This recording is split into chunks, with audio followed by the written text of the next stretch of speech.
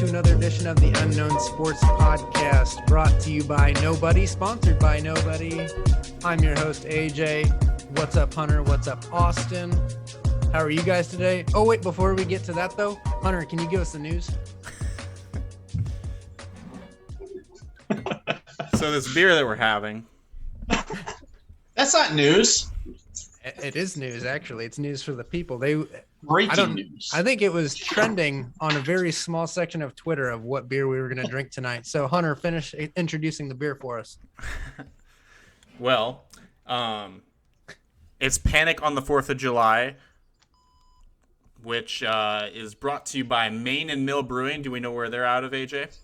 Not currently. All right, we're about to find out. St. Festus, Missouri. Not a clue where that is. Festus.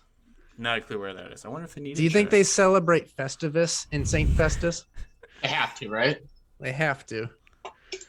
I chime in.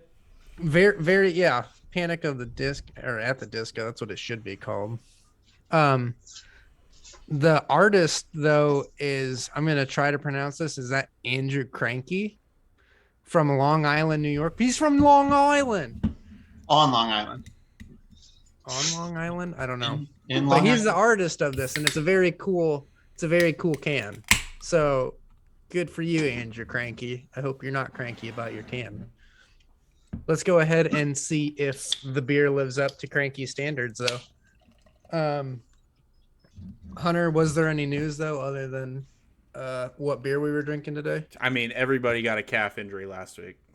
Everybody and their mother, I think. All of them. If you stepped on your mother's back, she definitely got a calf injury.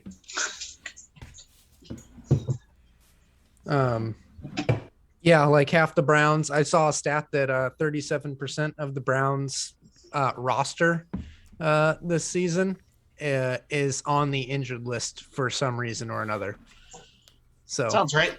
Yeah, I know Baltimore with Ronnie Stanley going on IR today. Baltimore's already had 17 players on IR. Yep. I think they're the most banged up team in the league, and they're still getting dubs. Just shows you how unimportant the running back position is. Ooh, I mean, Khalil Herbert came in and looked freaking good the other day. Yeah, he did. That was a good fantasy. Isn't he technically the fourth stringer? Do you guys still have Cohen on the roster? Yeah. Yeah, he's on the pup list. Okay. Because he's a puppy. Right. All right. Let's get into it. Let's start with Thursday's games. Sorry for the listeners out there and NFL fans. The slate of games for this Sunday is not the most entertaining. It sucks. Hunter, summed it up pretty well for us there. Yeah. But I think this could end up being a pretty quick show today. But let's get going. Thursday night football. We've got the Denver Broncos, City by the Bay, at the Cleveland Browns.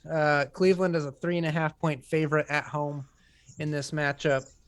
Hunter, how do you think the Browns are going to bounce back from this game with no Chubb, no Hunt, no Hole, and just name a person they're probably not playing?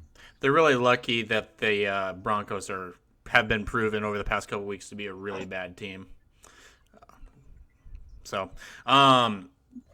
What I wanted to talk about with the Browns, I don't want to get into a whole Baker conversation again, but it seems like this is all we talk about on the show.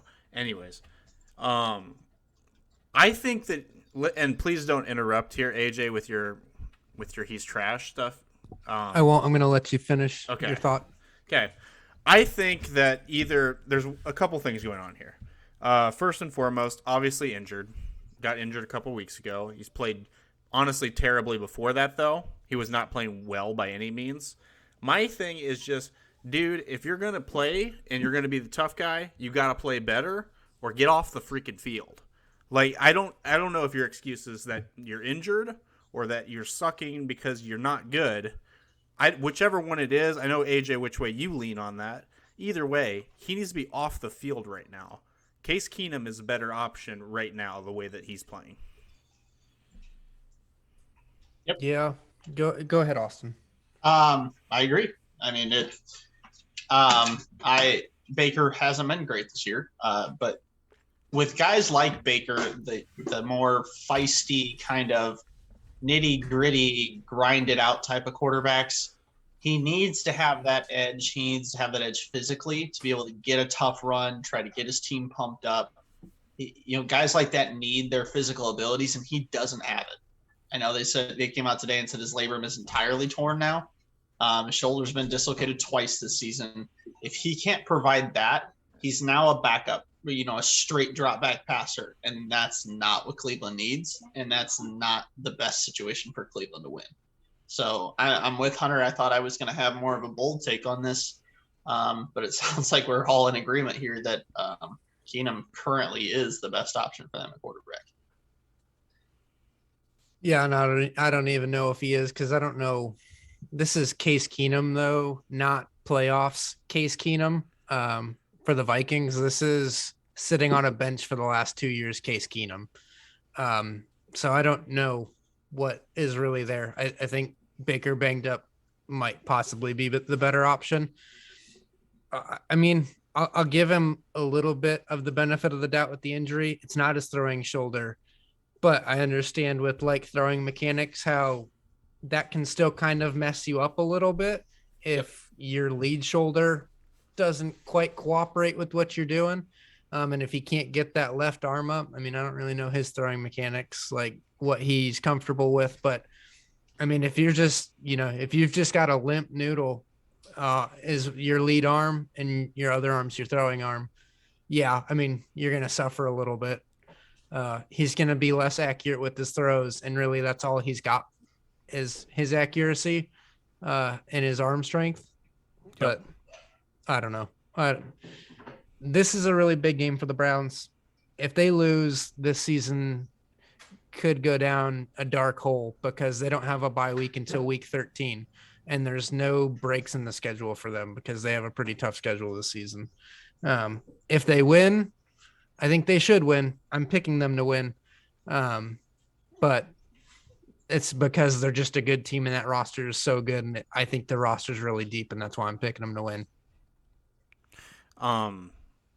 I think that last week them getting blown out is obviously kind of an anomaly, just considering the fact everything that goes into it, the injuries plus Baker, plus the fact they're missing 2 tackles, all that obviously plays into it. But man, it's scary right now for the Browns. Like I picked them to be one of the best teams in the league, and man, it's falling apart real quick. Yeah, it's I mean, I think unfortunately, because I like the team a lot, we have to start kind of throwing the label on them of they can't win the big game. Yep. I mean, it sucks because I like that team a lot. I know it's last year they freaking destroyed Pittsburgh. They on the road beat up Ben Roethlisberger and then lost to Kansas City. How many people picked them that game? They didn't have a coach that game. It's irrelevant. What does it matter of who picked them? It matters whether or not they can win the game. They can keep games close, but at some point they have to start winning these games. Yep. I'm with Austin. Like they lost to the Chargers close. They lost to the Chiefs twice close. They had a big game here with Arizona, and I understand that they were banged up, but this is an Arizona team where we have to wonder whether or not they're going to win big games as this team ascends. And Arizona's done it twice this year, beating the Rams and beating Cleveland handedly. And they beat the Titans handedly, and the Titans are whatever. Has got to start winning some of these big games. Being close isn't good enough in the NFL, and unfortunately, Cleveland's been close but not there quite a bit the last 2 years. Yep, and you guys know my reason why. I think it's the quarterback. They lose those matchups that have quarterbacks that are better than Baker. If it's a quarterback at Baker's level or below Baker, they win. I mean, that might not be the sole reason, but I think that roster can compete. I think the roster, and it's not even an on-paper thing. I think they've shown on the field that everybody on that field can compete with the best teams. It's just that I feel like the quarterback position is what holds them back. And I think as much as you want to be like, we always encourage these people to play hurt or whatever. Like we commend them. Like, look at him. He's out there giving it all. What a warrior. Like, Michael Jordan playing while having the flu or whatever the heck. Why do we praise these guys when they go out and then they have a bad performance while they're – because it's like you're being selfish in the fact that you're putting yourself before the team, and that it doesn't make sense to me.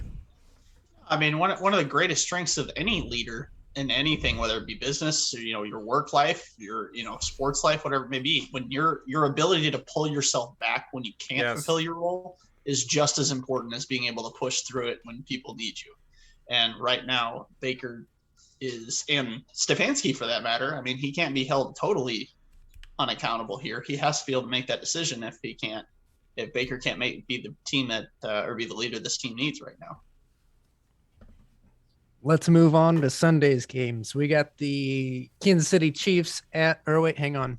Before we move on, you guys didn't make your picks on this one. Browns. All right, let's move on. Kansas City Chiefs at the Tennessee Titans. Kansas City is a 5.5-point favorite on the road.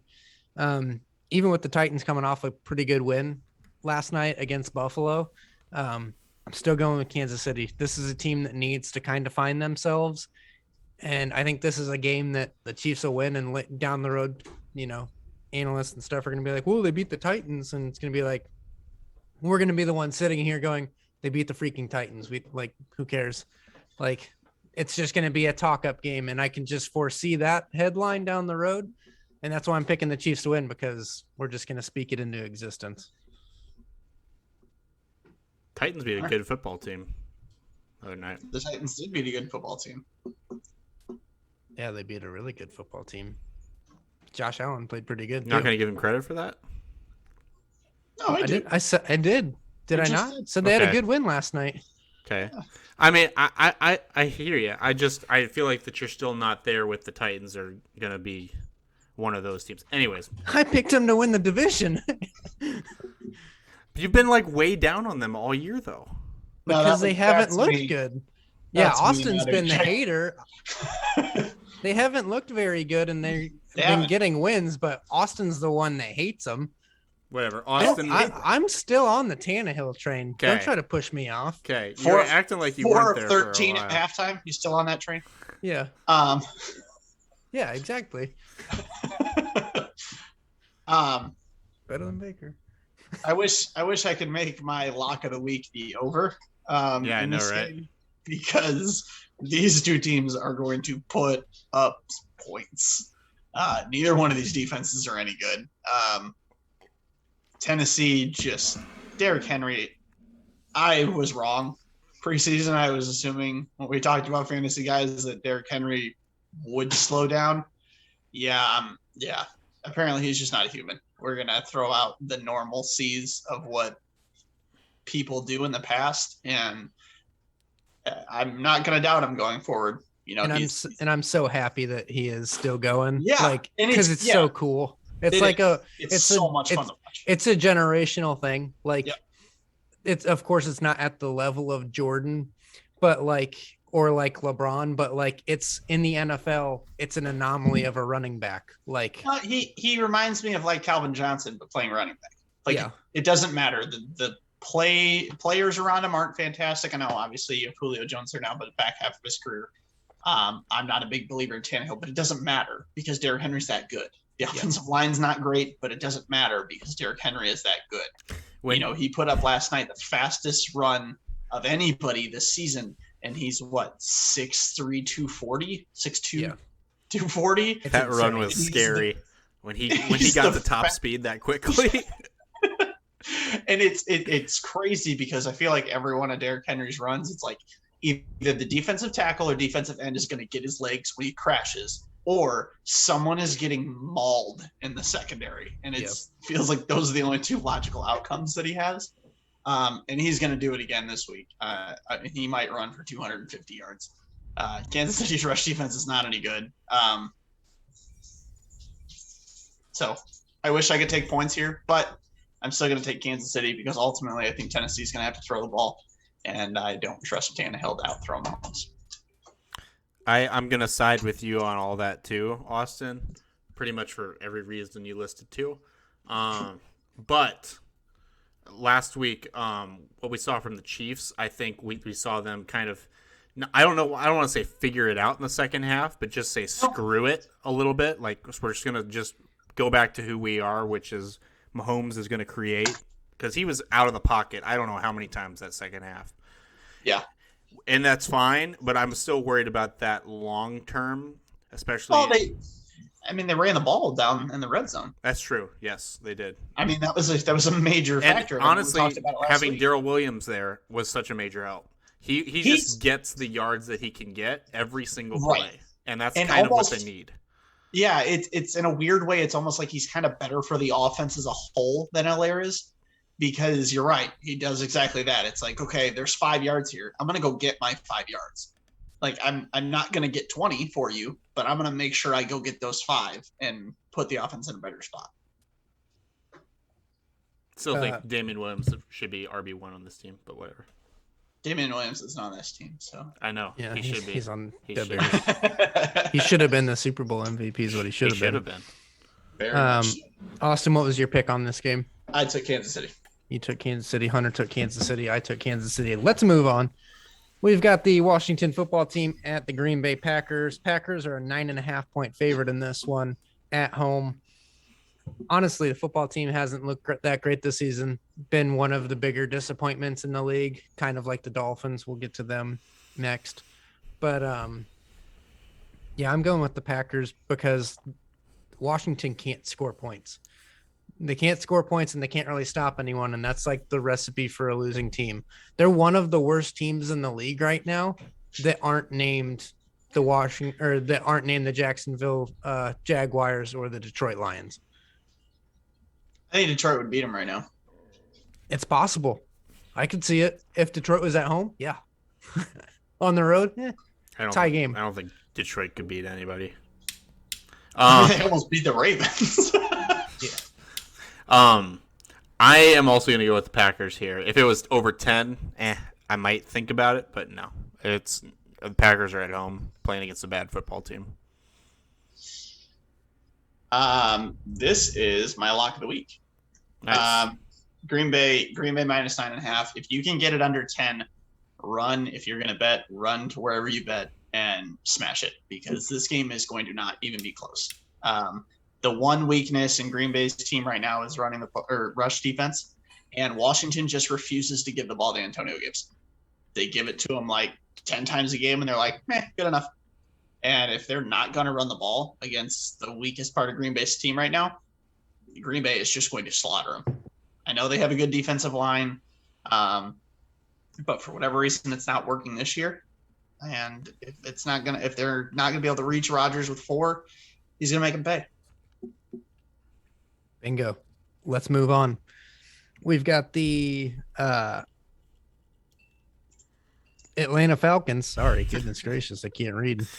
We got the Atlanta Falcons down in the fish tank of Miami playing the Dolphins. Atlanta's a 2.5-point favorite on the road. That's all I need to see is that Atlanta's the favorite to pick the Dolphins. The Dolphins are going to have a little bit of a bounce back win. Tua wasn't terrible, and they were also in London. I see the Dolphins kind of bouncing back, and Brian Flores was pretty upset about that loss. I'm going with the Dolphins. I am going with the Falcons. I think Tua is trash, man. Whoa. He played well. Wow. That was probably his best game of the year. I think Tua is trash. You went from being the lone Tua fan on this podcast to now saying he is dog water, essentially. Yep. And you sound upset about it. He's I like accepting Tua. the L, and he's moving on. All right. Yep. Tua has thrown 30 more passes 6 times in his career. They are 1-5 in those games. I don't necessarily think that's a Tua problem. I just think Miami's team is built that they need to win games 20-17. And anytime it gets higher than that, it becomes a problem. They don't have a very good running back. Myles Gaskin isn't it. Malcolm Brown isn't it. And Waddle showed out this week, but this was his first week. He had a touchdown since week 1. He's supposed to be your best player. Will Fuller's hurt like he is every single year. You went out and paid a bunch of money for him. And the team's just, it's not what you thought it was going to be right now. I know last week, Xavier Howard and Byron Jones were both out, so that definitely doesn't help. But the team's banged up. It's not super talented to begin with. But I will never pick Atlanta as a favorite. So I'm going to take Miami here. That's pretty much the only reason I took them is because Atlanta was favored. Yep. Let's move on. We've got the New York Jets at the New England Patriots. Feels like we just had this matchup like what, 2 weeks ago, 3 weeks ago? New England's a 7-point favorite at home. I'm going with the Patriots. They've honestly looked better each week of the season, in my opinion. Mac Jones, to me, right now, is currently the best rookie quarterback in the league, but I think it's just because he's playing the best right now. The other guys have room that they need to grow. We'll talk about Justin Fields later. I like what I saw out of him. To do the least. Yeah, I mean, you're right. He also has the better coach than any of the other guys, and I don't think that's debatable either. Yeah. He's in a system that they had a quarterback that kind of had the exact same skill set he had, and they know how to use a guy like that. So I think Mac Jones is really in the perfect situation for Mac Jones, and that's why he's able to be successful, and I think this Patriots team can be competitive. This is an easy one. I'm taking New England. I'm taking the Jets just because I don't think the Patriots can score enough to win by 7. Bill Belichick is 14-0 against the spread against rookie quarterbacks at home, and it ain't changing this week. Also, Nick Wilson threw 4 picks last time they played him. The Patriots defense is playing better. The Jets are not any good. So you add all of those things up. Give me Belichick versus a rookie quarterback every time. Me too. Hunter, you took the Jets? Man, Yep. You and this Zach Wilson thing. I don't get it. He wants it so bad. I want him so to be good really bad. This is 2 and 2.0. No, Zach Wilson's actually got talent. God, you flipped on Tua so fast. I know. From a believer to being like, he's definitely one of the worst two quarterbacks in the NFL. I've seen enough. So is Miami. Quick poll. Let's just by a yes or no. Does Deshaun Watson get traded during the season or after the season to Miami? I don't think either. You think he ends up in jail? All right. Yeah. Let's move on. These criminal cases, I don't know how much this you pay attention to, but the criminal cases are getting, they're piling up. Yeah. They're no longer only civil, so. Yeah. There goes that argument. All right. There goes that argument. I mean, I don't pay attention because I don't care about Deshaun Watson enough to pay attention. He could disappear from the league and never come back, and it wouldn't change anything for me. Austin, how many of those emails that they went through with the Washington football team and all that, how many of those you think they're never going to come to the light because they were about Kaepernick or whatever the heck was going on in the league at that time? Actually, minor different thing. I don't think it's necessarily about Kaepernick. A lot of other really horrible things, I'm sure, in those emails. But can we talk about how they used Sean Taylor's death and jersey retirement as a cover-up for how crappy their organization is ran? Yeah. Mm-hmm. Like, they announced that arguably the best player on their team in the last 25 years that were retiring his number on a Wednesday for a Sunday game. And then, and by the way, so let's set it up so that they're against the Chiefs. They're like, we've had this plan for months. You don't plan Sean Taylor's jersey retirement against the Chiefs. And then, you do it against the Lions or Jacksonville. And then they have Jackson Mahomes dance on their freaking Twitter. Yeah. And that, oh my God. I can't believe someone didn't freaking jump out of the stands and punch him for it. It was absolutely asinine. Last Deshaun Watson thing is that I think he should have gotten Robert Kraft's lawyers. I think there was a lot more tugging than that.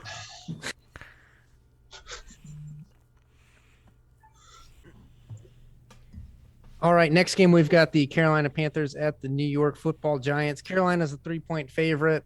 Honestly, I don't want to talk about this game very long. Sam Darnold played good for like 8 minutes of this game. The first 3.5 quarters, though, he played like garbage. But I'm still taking the Panthers because the Giants are just so bad. Giants are really bad. Worse today, bad. too. Yeah. They get worse every day. That's the only team this season not improving. Yeah. Murdered by injuries, Joe Judge will probably be the first coach fired for football reasons this season. And the only good part of their offensive line, Andrew Thomas, their top 5 pick from last year, was put on IR today. So Carolina's defensive line is going to just rage through them. Yeah. Carolina, don't want to spend a lot of time on it. Gettleman should go first, though, before Judge. I think they'll go together. Okay. Who did you guys pick? Carolina.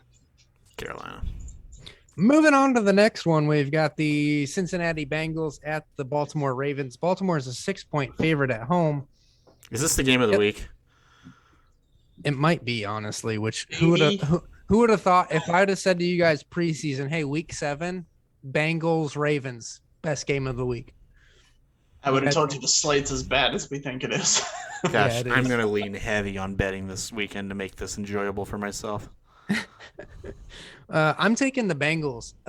They've been competitive in every single game this season, and Joe Burrow finds a way to make games close. I'm not saying they're going to pull it out, but I could see the Bengals getting a late score and not getting an onside kick to cover the spread. So I'm taking the Bengals. Ravens are on a bit of a roll right now. Yes, they They're are. really good. They're really good. That's why I'm taking them to cover. They're at home. Yeah, they were the benefactor last week of. I mean, obviously they played well. You don't blow a team out like that without playing well. But Brandon Staley's rolling the dice has worked out very well for him this season. It did not work very well at all last week. Left them with a lot of short fields, turning over on downs 3 times, twice in their own side of the field. And Baltimore's too good of a team to give them those opportunities. So. I do think, however, that Cincinnati might actually be a good team. They are a good team. I think the offense is pretty good. The offensive line is the weakest part, yet they've held up a little bit. But we just saw what Baltimore did to an offensive line that we all thought was kind of holding up. I think Baltimore's defense, their blitz schemes that they're running, they've been really good. That defense has put a lot of pressures on the quarterback. I think I heard how good their secondary is. Yeah, they put 30. This is the stat I heard. I'm going to see if I can get it right.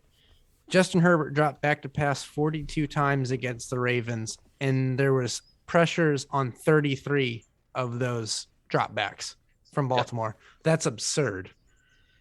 Yeah, I think this is the first time in a while too we've seen Justin Herbert being a young quarterback. He's impressed us all so much that we forget that he started barely a full season. I don't even think it was on him. No, but there's just going to be some games where he's not that great, and that's okay. It's the second year. It's not like he's in the middle of his prime and has to carry the team 24/7. So I just think it was kind of a bad mix for him. They are going to be fighting for that number 7. The Bengals are going to be fighting so hard for that number 7 spot against the Colts. It's going to be. I mean, they're about 6 inches on a field goal away from being a 5-1 team. Yeah. Against your Packers. I know. I mean, this team has been incredibly surprising. They are. I mean, no. It literally hit the upright. Yeah, 6 inches. If it hits the inside of the upright, it's still good. I mean, it's going in. 6 inches is a pretty big difference in a non-spherical object. 6 inches is pretty big. What game are we talking about again? It doesn't matter. We can move on. Yeah, can we move on? Did I give a pick for that? Baltimore. You and I picked the Bengals. Austin took Baltimore, right? No. No, you I took Baltimore. Yeah. Who did you want, Austin? Cincinnati. That's right. Hop on. See, you want to be on my side because I went 8-6 in my picks last week. Was in the winning percentage last week. We need to, you know what? That's what we should have been doing at the beginning of the show, is talking about how good I am at my picks. Actually, this week, I looked at my list here for the viewers. I looked at my list, and when I finished doing my picks, and I was like, I do not feel good about this. I was like, this could either be my best week of the season or my worst week of the season, because I don't feel good about any of these games. I want to pick the favorite in like every game. Yep. I don't like that at all.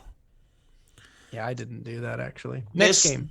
This feels like, for all the people that bet out there, there's like 2 or 3 weeks every year where the underdogs just win outright and just destroy everyone's parlays and everything else that everybody's got out there. And it just feels like that's this week. I can't tell you which games, so I can't even like. I mean, because what are you gonna do? Not bet this weekend? I mean, come on. You have to put money down on something. So it just feels like a bloodbath coming for sports bettors this weekend. Let's talk about this next game. Next game on the list, we've got the Philadelphia Eagles at the Las Vegas Raiders. Raiders are a 3-point favorite at the Death Star. Austin, what do you think about the Raiders this season? Give me 30 seconds of you talking about the Raiders. I don't know. I really don't know what to make of them. Some games they look really good. They beat Baltimore. Other games that it's just like, I don't really know what to make of them. And I think that's kind of a perfect explanation of how this roster is configured. Derek Carr seems like one of those guys. Outside of Waller, you don't really know what to expect out of the wide receiver group. Josh Jacobs has been very meh. And the defense outside of Max Crosby has been meh. Casey Hayward has been very good to them. Max Crosby, the Birdman of the NFL. Birdman. But yeah, I mean, we have a classic situation here of come down off of a coaching change. The coach rah, get him fired up and play great last 1 week in the NFL, and then it crashes back down. Philly's going to win this game outright. Their coach is just not quite ready to handle a coaching job. I don't know if you guys watched much of the game last week, but he challenged 2 plays that weren't even close. And it was almost like he was mad that the plays happened, so he just challenged. And not that it was actually going to change anything, but he just wanted it to be like, don't like it. So he threw the challenge flag. Once he's got some growing up to do, you're saying. Well, he's been in the league 38 years and hasn't got a head coach job yet. I don't know how much growing up he's going to do in the next week. I don't think he's ready to be a head coach. And once the emotional high falls back down, which I think it will this week, I think the Raiders could be in quite a stumble here. Hunter, before I give my take on the game, what do you think of the beer so far? It's not my favorite. It's got a really strong aftertaste. I think you and I have quite kind of opposite tastes in beer. When I had my first sip of this, I was like, it's okay. But the more I'm sipping on it, like, which is funny because the first sip I had was like, okay, and then I felt the aftertaste and I was like, not my favorite. Yeah, well, the aftertaste of the first sip, I'm with you. I was like, I don't know about this. But the more I've gotten into it, I mean, I'm enjoying it. Would I buy a 6-pack, Hunter? That's always the question. No, I wouldn't. Yeah. But if it's in a fridge, what do I always say, dude? It depends what else is in the fridge. So the Las Vegas Raiders, I'm taking the Raiders, Austin, because I like Derek Carr that much. I think Derek Carr has been super good this season. I think Henry Ruggs is coming into his own as a deep threat receiver in the league. Not saying he's the best receiver, not saying he's the best or anything. I'm just saying he's improving every single week and becoming what the Raiders thought he could be. And I think Derek Carr being the vocal leader now in that locker room instead of John Gruden is probably a positive culture change. And I kind of like the vibes of that. I agree with you that the defense has been meh. The cornerbacks have been banged up. Max Crosby is literally the best thing about that defense. And the offensive line, not great, but Derek Carr's been playing really, really well this season. I'm riding the Raiders, and I'm locking them up. Really? All right. I'm locking up the Raiders this week. I'm also locking up the Raiders this week. Whoa, we got a double lock. This is the only game as I look across the slate where I feel comfortable with this. So we're going with the Raiders this week. This isn't a pick on the Raiders either. This is more of a fade against the Eagles. I think Jalen Hurts.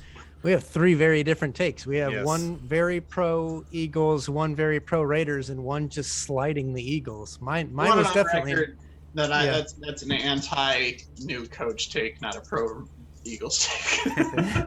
Okay.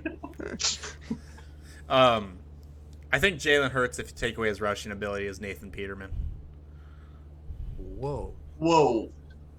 Let Let's Nathan slow down there Peterman's a little guy bit, big that fella.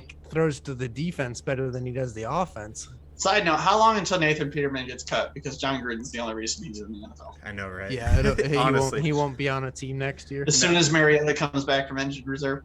no. Peterman might be an extreme example, but he's not a good quarterback at all. I don't think without his rushing ability. Last week he threw the ball 26 times for 115 yards. Not a good player at all. Yeah, totally fading the Eagles here. Plus they're going to Vegas.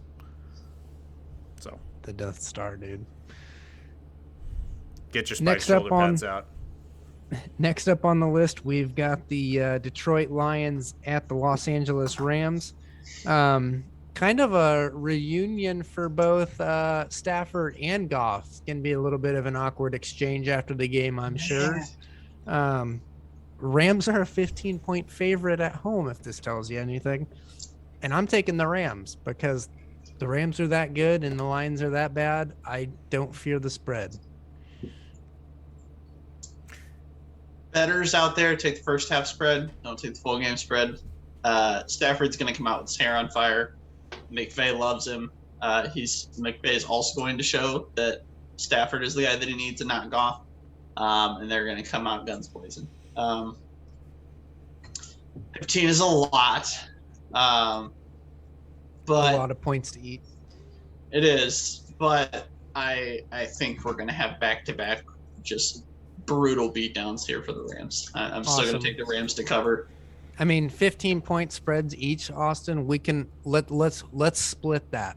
You eat the 7.5, I'll eat 7.5. It'll be like that one time we ordered a load of McDonald's and then watched the World Cup. It was a very unhealthy amount of food It was. that we It ate was. and then went and played what soccer you do. 45 minutes later. That's what you do when you're 19 and 16 or 17 Yeah. years old. Yep. Or me right now. No, you don't go and play soccer. Minus the soccer part. Yeah. Minus the active part of it. Hey, before we get too far, AJ, we should definitely Yes. go. I told you this whole thing with Wings, etc., and how all the Raiders fans watched all their games there together in town? You have, but I'm glad you told it to the fans Yes. listening. Yes, so they'll show up full Raiders gear. Everybody, you want no? They're Oh all my God. they You've are. been hanging out with John Gruden there, Hunter? And too many Raiders John Gruden references in this segment. It's not a stereotype if it's always true. They will all congregate up there and watch the Raiders games together at Wings, etc. in town. So we should definitely go watch our lock of the week there. Possibly. Yeah, that's Austin, when That's the a no. podcast, when Hunter gets canceled one day, when we get big, you and I will keep going. Hey, We'll have a spin-off podcast. It'll just be you and me, and Hunter can be canceled. I'm gonna go get some wings, bro. might be sooner rather than later. Don't be silly. No one's listening.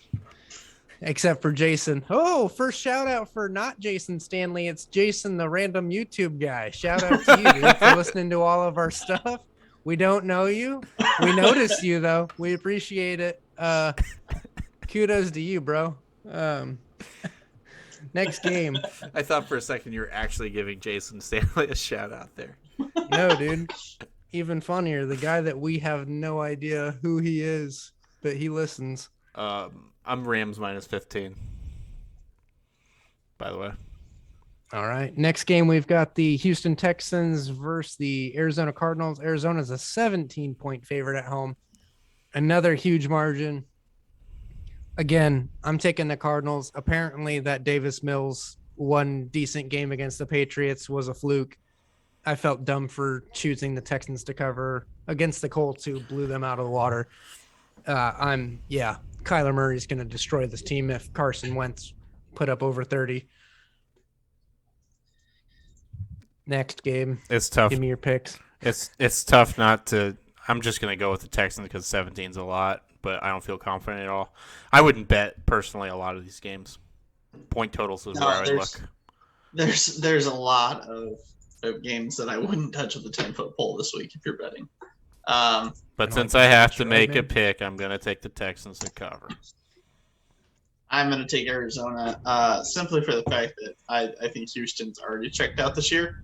After I think that the breaking point for me was when Culley decided to decline a penalty to make it 4th down and then not go for it on 4th down and still punt when he could have had 3rd and 8 and chose 4th and 2 and then still punted. I think the team kind of was like, all right, this dude actually has no idea what the hell he's doing. And realized they just got whatever they could get because of everything that was going on with Watson and the front office and everything else at that time. So I'm going to take Arizona here. On to the next one. We've got the Chicago Bears at the Tampa Bay Buccaneers. Tampa Bay is a 12.5-point favorite at home. Austin, we'll go to you last because you're the podcast Bears fan. Hunter, give me your perspective of last week's Bears Packers game and give me your thoughts on the Bears. If you want my Bears thoughts specifically, yeah. That offense is so miserable to watch. There's not any. It used to be Robinson at least was able to, make it exciting. He's not even doing anything this year. He has lost so much money this year. He has lost a lot of money. I feel so bad for the guy. Do you think do you feel bad for him, Austin, or do you think that you don't feel bad for him at all? Nope. I watch a lot of Bears writers and stuff breaking down film, and he's just not into it. I'm going to use F words during this. He has quit multiple times. It's very obvious on tape that he has just flat out quit. And I mean, that's his prerogative. He got his 1-year payday, but he probably lost himself $30 or $40 million this year in the offseason.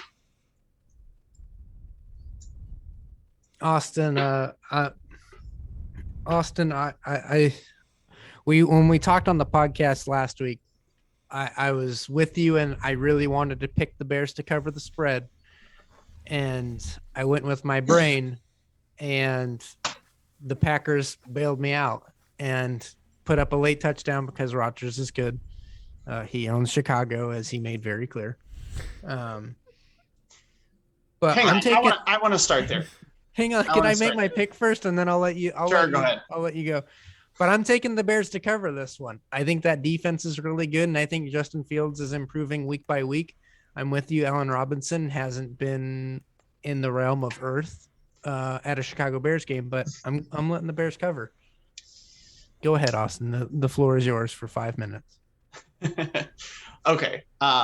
Starting with the Aaron Rodgers quote in the end zone. One, it's true. Let's call a spade a spade.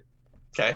It's, as a Bears fan, I think we can all admit that at the very least, I am passionate, but I am realistic. It's something. And that's what you and I get along best with, is that we hate our teams because we're realists. But continue. I'm sorry. I have a problem with what he said on Pat McAfee's show today, and I don't have the exact quote in front of me. What he said? If you're gonna play villain, dig in. Don't play villain and then run behind a curtain and be pissed off that people are saying stuff back to you. I'm an enemy for saying this. All I did was say this. Yeah, dude, you said it. You knew what you said. And he said it was in the heat of the moment.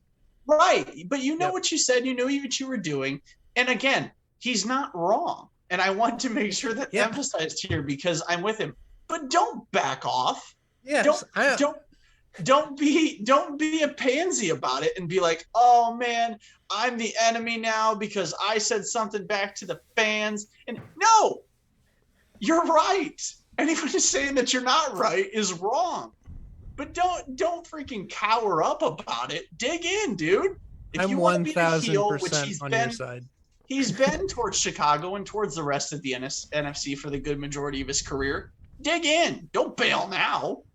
That was my problem with that. 2, Allen Robinson, we'll start here because I can't avoid it.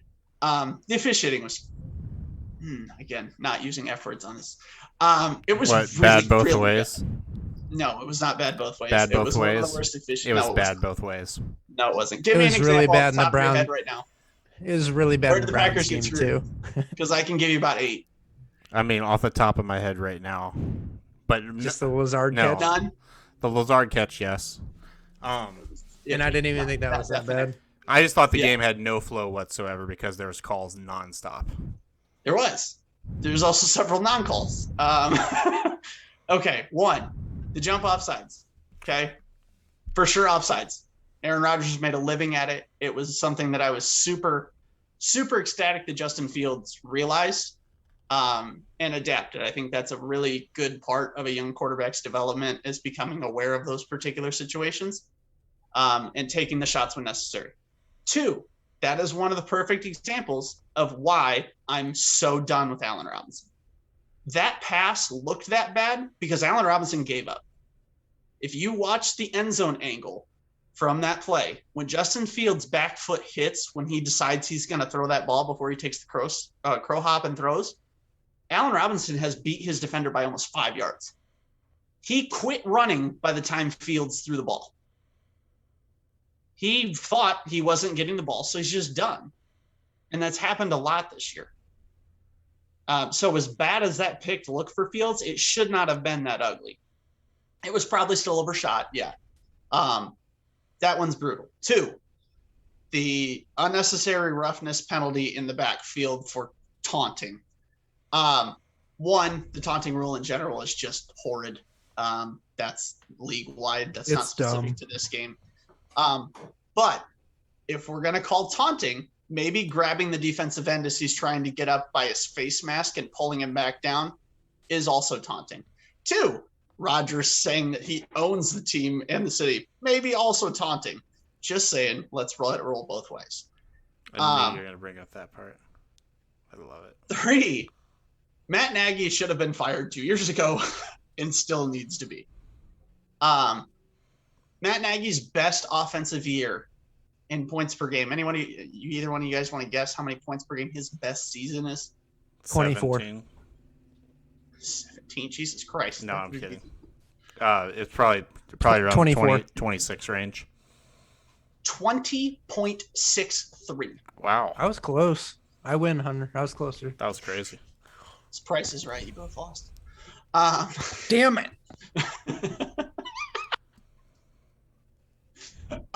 What was that? I was upset that I lost. He can't go play Plinko now. I forgot about. I didn't know the rules of the game. I definitely would have guessed the under then. I would have just guessed $1 and it'd have been right. So with that being said, how many points did he score? $1. Hey, you'd been closer than whatever the heck he's And you know what the highest bid is? It's gone Is down. Drew each Carey of them. hosting? I'll stop interrupting. It's gone down each of the last 3 years. This is year 4 in his offense. Okay. There's no excuses. There's no somebody's trying to learn it. There's no this, that, or the other. They're not doing it. Okay. The offense doesn't work. And guess what? Bill Lazor's also not a good play caller. He's just not the worst play caller in the NFL, which is what Matt Nagy was. And so it's like, wow, we have this great thing. No, you don't. Khalil Herbert should have 32 carries in that game yesterday. Or Sunday, whatever day of the week this is. He had 19. They didn't even get him to 20 carries, and he almost ran for 100 yards. That's roughly 5 yards carry. Or 4 yards. 4 yards? Jesus, I can't even do math. 5 yards carry. Why are you not running the ball down the throat? I don't get it. No part of this team makes any sense at all. The only good part of this team is the defense. And then guess what? They have a young defensive coordinator. And the likelihood that if they wait till the end of the season to fire Matt Nagy and don't have a contention plan in place or a succession plan in place, Sean Desai is going to leave. Bill Belichick, Kyle Shanahan, all these other teams are going to see how good of a defensive coordinator he was in the first season. And they're going to be like, hey, do you want to not be part of a horribly dysfunctional franchise? Do you want to have a chance to come win a ring? They're going to lose him too. And he's the only good part of their coaching staff. He was Vic Fangio's disciple. Fangio tried to steal him twice. Each of the last 2 years tried to promote him, and the Bears blocked his interview. The league knows. They know he's good, and he's going to be gone. because they don't want to make a change. And read an article today that they don't even want to hire somebody new and young. They're trying to find somebody with experience, and reportedly Dan Quinn is on their list. So I might just freaking love myself. I hope not. He's doing really well as a coordinator, but I think I had this conversation with Carly. Some people are just better coordinators than they are head coaches, and I think Dan Quinn's one of them. Charlie Weiss, Vic Fangio, Dan Quinn. The list goes on. Fangio's a good example too. Go ahead, Hunter. Bucks by 2 touchdowns all day at home. One other horrid referee decision before I forget. Justin Fields going like this with 3 seconds on the play clock and just not getting the play call, and no one can give anyone an answer of why he didn't get the timeout call, which led to him getting sacked and taken out of field goal range. Would have been 6 points difference in the game between the interception thrown on the not so free play and that play call there. Makes it a 4-point game, which is a heck of a lot closer. But regardless, it's not good enough. And I think that's ultimately what Bears fans need to realize, is quit making excuses. Aaron Rodgers is better. The Packers are a better ran franchise. Matt LaFleur is a better head coach. Devontae Adams is a better receiver than you've ever had in your franchise history. And once they start accepting those things and realizing that they really have to dig in and change everything about that team to become the Super Bowl contender, the faster we can all move on. Because Justin Fields fell into their lap. He put together 2 really, really good drives that made you feel like you saw something in him. But if they don't get Nagy and Laser the hell away from him, he's going to be ruined just like everyone else has. My last thing on this game is the thing I was most impressed with, and especially seeing it in a young quarterback, is when they took away that touchdown, Austin, the Khalil Herbert, whatever his name is, rushing touchdown. Yeah, they called it back on that holding call, and there wasn't holding anywhere on that offensive line on that play. But still, Justin Fields and that offense stayed focused on their goal of let's score a touchdown, and they finished that drive still with a touchdown, even being backed up twice with penalties. That to me was the most impressive part of that game for the Bears, and for Justin Fields to stay locked in, even though we just had 6 points wiped off the board. Yep. That's my last thing. Just give me Brian Dable, please. Give me a play caller. Like, stop being sad. We've got 2 more games, guys. Let's get through them. Next on our list, we've got the Indianapolis Colts against the San Francisco 49ers. San Francisco's a 3.5-point favorite at home. As good as Carson Wentz and this Indianapolis team looked, as much as Hunter likes them, I'm still taking the 49ers in this game. I think they're a pretty solid team. I just don't know how good the 49ers can be. But I think it's a team that might get better as the year goes on and then might hit the right stride, or they'll just be one of those average teams all year. But I think they're definitely good enough to beat the Colts. I think the Colts win this game outright. Okay. Why? I like the Colts. Doesn't help that both the quarterbacks for the Niners are questionable, and I don't think that they have great direction right now with that franchise. I think they're trying to kind of figure this out on the fly. It's going to be. I agree 100% with that. Okay. Even though the only reason that I'm not locking this in is that they're at home, and it's Sunday Night Football. Yeah, I pulled up a stat earlier. I'm 3-9 on my Sunday Night Football and Monday Night Football picks this season. The last 2 games of the week, I've gone 3-9 on. Not great.